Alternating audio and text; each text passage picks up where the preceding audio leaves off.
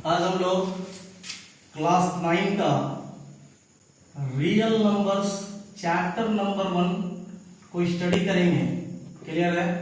इसके बारे में हम लोग डिटेल्स में देखेंगे आखिर रियल नंबर्स होता क्या है, और इसके बारे में रियल नंबर्स अभी हम लोगों को हल्का इसका बेसिक नॉलेज चाहिए क्लास 9th में, और क्लास 10th में हमको करके पढ़ना है। क्लियर है? तो हम लोग क्लास 9 में रियल नंबर्स के बारे में जो देखेंगे, आपको बहुत सारे बुक में चैप्टर नंबर 1 नंबर सिस्टम भी लिखा हुआ मिलेगा, तो आप कंफ्यूज नहीं होइएगा, दोनों एक ही चीज है। क्लियर है? रियल नंबर्स हो या नंबर सिस्टम हो, अगर नंबर सिस्टम लिखा मिले, दोनों चैप्टर एक ही है, कंटेंट दोनों का एक ही है। क्लियर है? आज हम लोग रियल नंबर्स जानने से पहले सबसे पहले जानेंगे कि रियल नंबर्स कहते किसको है। क्लियर है? रियल नंबर्स अगर हमको जानना है तो इससे पहले हम लोगों को कुछ और बेसिक चीज के बारे में जानना होगा, तो इसको अभी हम लोग रखते हैं पेंडिंग, इसलिए क्योंकि सबसे पहले रियल नंबर्स बताएंगे तो समझ में आई थिंक नहीं आएगा।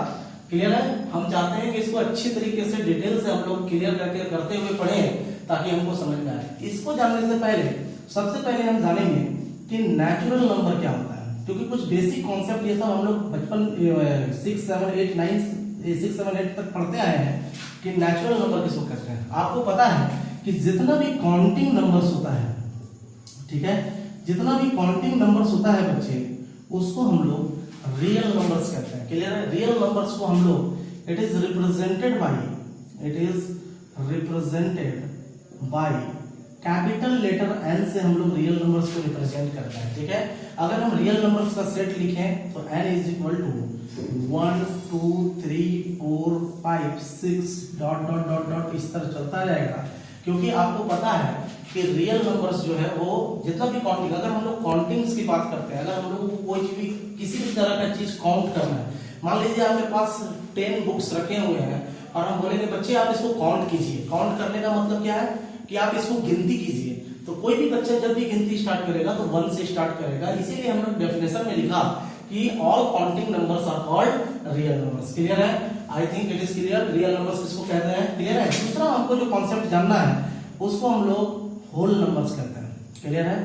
होल नंबर्स एक्चुअली में होता क्या है कि अगर हम इस काउंटिंग नंबर्स में अगर हम जीरो को भी शामिल कर लेते हैं, क्लियर है, मतलब इसका डेफिनेशन क्या हो जाएगा, all counting numbers including zero. ठीक है? अगर हम सारे काउंटिंग नंबर्स में जीरो को भी शामिल कर लेते हैं, ब्रैकेट में आप जीरो लिख सकते हैं, या अभी स्टेटमेंट में लिख रहे हैं तो जीरो, ठीक है, दैट इज जीरो। ठीक है? अगर काउंटिंग नंबर्स में हम जीरो को भी शामिल कर लेते हैं तो उसको हम लोग होल नंबर्स कहते हैं। क्लियर है? और इसको हम लोग रिप्रेजेंट करते हैं, it is represented by capital W. Capital W से हम होल नंबर्स को रिप्रेजेंट करते हैं। क्लियर है? अगर हम इसका सेट लिखने की बात करें तो capital W is equal to क्या हो जाएगा, 0 1 2 3 4 डॉट डॉट डॉट डॉट इस तरह का जो नंबर्स होगा, इस तरह का जो सेट होगा, उसको हम लोग होल नंबर्स कहेंगे। क्लियर है? अब हम लोग को तीसरा कॉन्सेप्ट के बारे में, जिसके बारे में जानना है, उसको हम लोग इंटीजर्स कहते हैं। ठीक है? इंटीजर्स समझने से पहले हम लोग इसका एक डायग्राम बनाएंगे, मतलब एक सिंपल लाइन में इसको रिप्रेजेंट करके आपको आसानी से समझा देंगे, और आप आसानी से इसका डेफिनेशन लिख सकते हैं कि इंटीजर्स किसको कहते हैं। ये जो लाइन होता है, आप देखिए दोनों तरफ एरो का मूवमेंट है। ठीक है? एरो कहीं एंड नहीं हो रहा है, इसलिए इसको लाइन कहते हैं। क्लियर है? क्योंकि आपको पता है कि अगर हम लाइन का डेफिनेशन के बारे में बात करें तो आप लोग पढ़े होंगे 8 क्लास में कि when infinite number of lines joined end to end, मतलब जब इनफिनाइट नंबर ऑफ पॉइंट्स को हम एंड टू एंड ज्वाइन करेंगे तो वो एक किसका फॉर्मेशन करेगा, लाइन का फॉर्मेशन करेगा। ये जो लाइन है यहाँ, इसी को हम लोग नंबर लाइन भी कहते हैं, या फिर इसको हम लोग दूसरे नाम से भी जानते हैं, जिसको हम लोग रियल लाइन कहते हैं। क्लियर है? या तो नंबर लाइन या रियल लाइन, आप कुछ भी बोल सकते हैं। क्लियर है? आपको पता है कि अगर हम कहीं लेंगे तो ये जीरो हो गया बीचों बीच। ठीक है? इसके इधर साइड में इक्वल इंटरवल में पॉजिटिव वैल्यू आपको लिखना है, 1 2 3 4, और सब के बीच का इंटरवल इक्वल होगा। क्लियर है? जितना 0 से 1 के बीच की दूरी होगी, उतना ही 1 से 2 के बीच की दूरी होगी, उतना ही 2 से 3 के बीच की दूरी होगी, उतना ही 3 से 4 के बीच की दूरी होगी, और इसी तरह 4 से 5 के बीच की भी दूरी उतनी ही होगी। क्लियर है?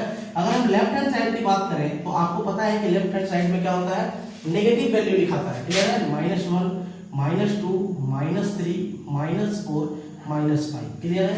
नेगेटिव वैल्यू इस तरह लिखाता है। अब देखिए इसको क्या कहते हैं, आप बताइए बच्चे, ये सब 1 2 3 4 5 6 7 ये सब सारा क्या है, नेचुरल नंबर है, लेकिन सब के साइन, सब के आगे क्या साइन है, पॉजिटिव साइन है, इसीलिए इसको हम लोग पॉजिटिव नेचुरल नंबर कहेंगे। क्या से कहेंगे, पॉजिटिव नेचुरल नंबर। क्लियर है। अगर हम इसकी बात करें बच्चे, तो ये भी 1 2 3 4 5 है, लेकिन ये एक्चुअली है क्या, सबके पीछे जो साइन है वो नेगेटिव है, इसीलिए इसको हम लोग कहेंगे negative natural number.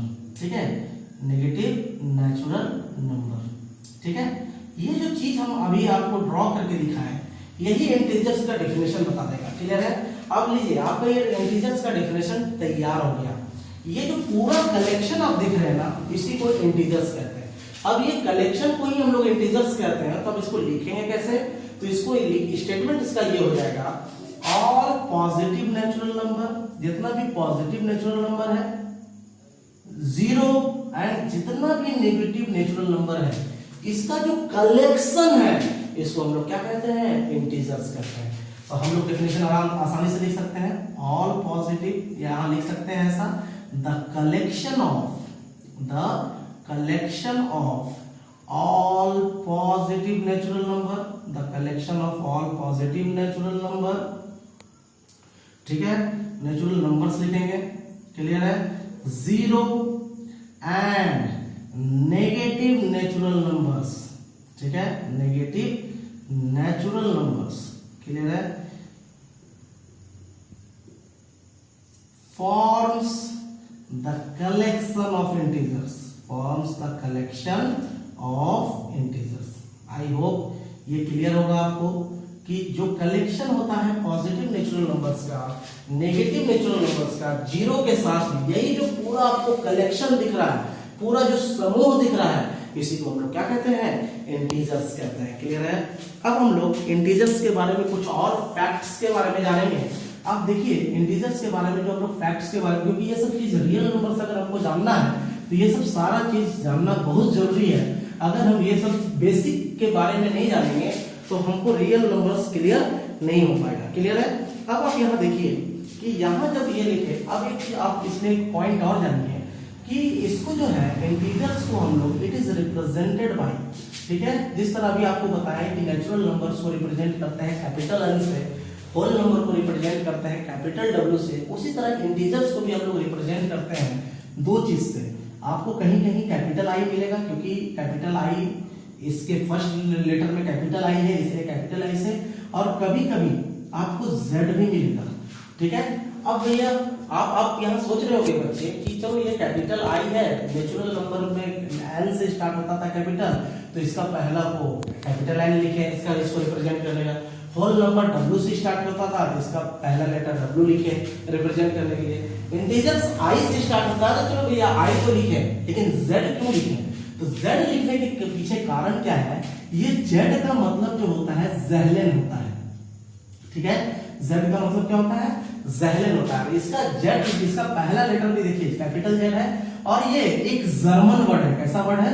German word है, जिसका मतलब होता है टू काउंट। ठीक है, ये जो ज़ेहलन वर्ड है, इसका मतलब क्या होता है? टू काउंट, मतलब गिनती करना। क्लियर है।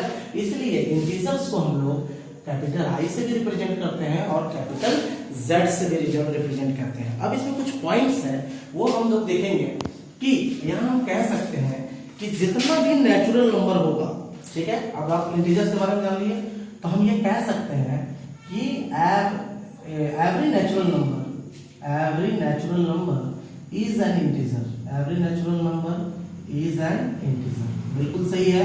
इसलिए सही है क्योंकि जितना भी नेचुरल नंबर है 1 2 3 4, देखिए 1 2 3 4 सारा, ये सब सारा क्या है? इंटीजर्स का। भी आपको डेफिनेशन में बताया कि जो कलेक्शन होगा और पॉजिटिव नेचुरल नंबर का, तो हमारा नेचुरल नंबर भी तो सारा पॉजिटिव नेचुरल नंबर होता है, तो ये क्या है?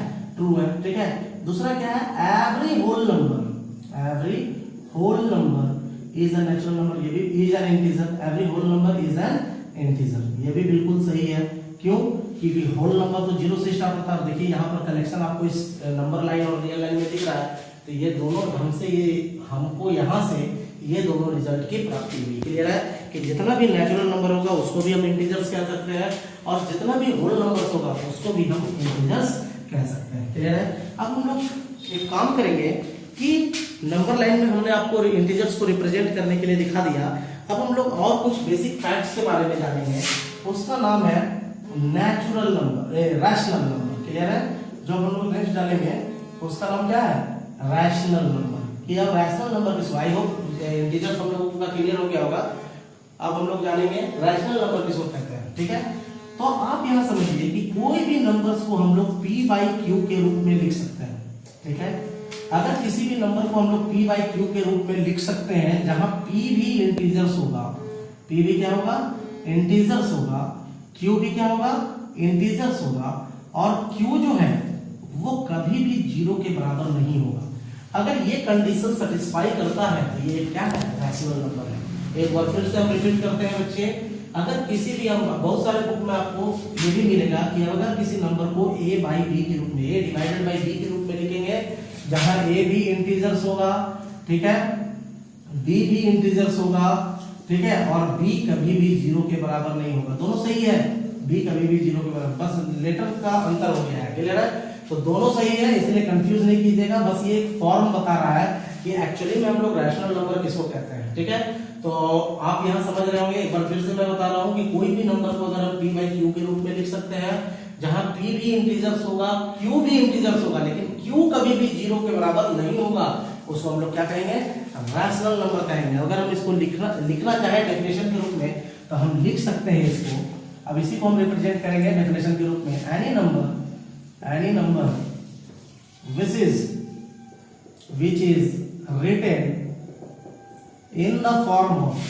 written in the form of p/q, where p and q are integers and q does not equal to 0, ठीक है, are called rational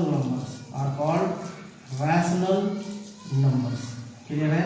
हमने जो बताया वही हमने लिखा कि अगर किसी भी नंबर को हम p/q के रूप में लिख सकते हैं, वही लिख रहे हैं हम। Any number which is written in the form of p/q, where हमने बताया था p और q दोनों क्या होगा?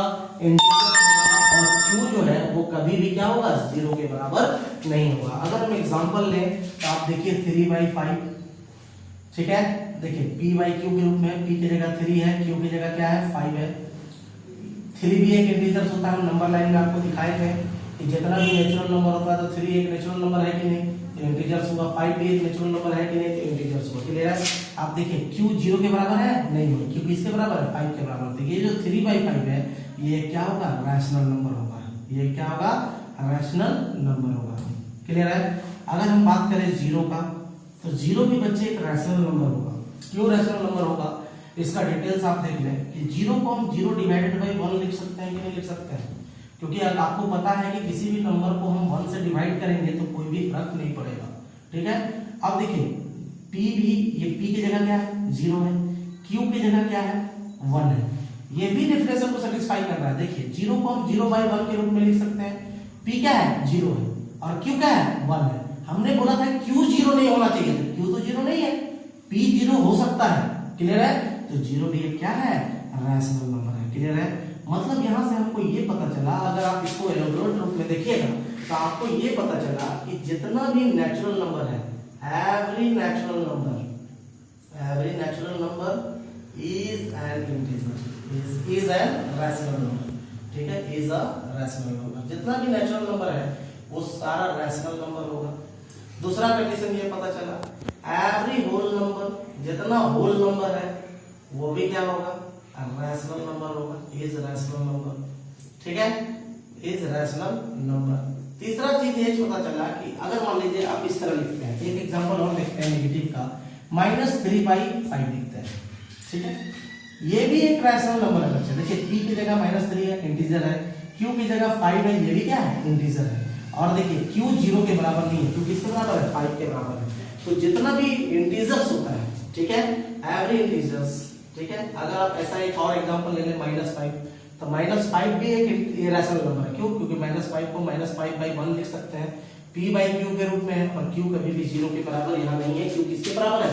1 के बराबर। क्लियर है? तो यहाँ एक कंडीशन और हमको मिला, every integers is rational number, is a rational number. जितना भी इंटीजर्स होगा वो भी क्या होगा, रैशनल नंबर्स होगा। क्लियर है? आई थिंक रैशनल नंबर आपको आसानी से क्लियर हो गया होगा। ठीक है, दैट्स ऑल। ठीक है, थैंक यू बच्चे।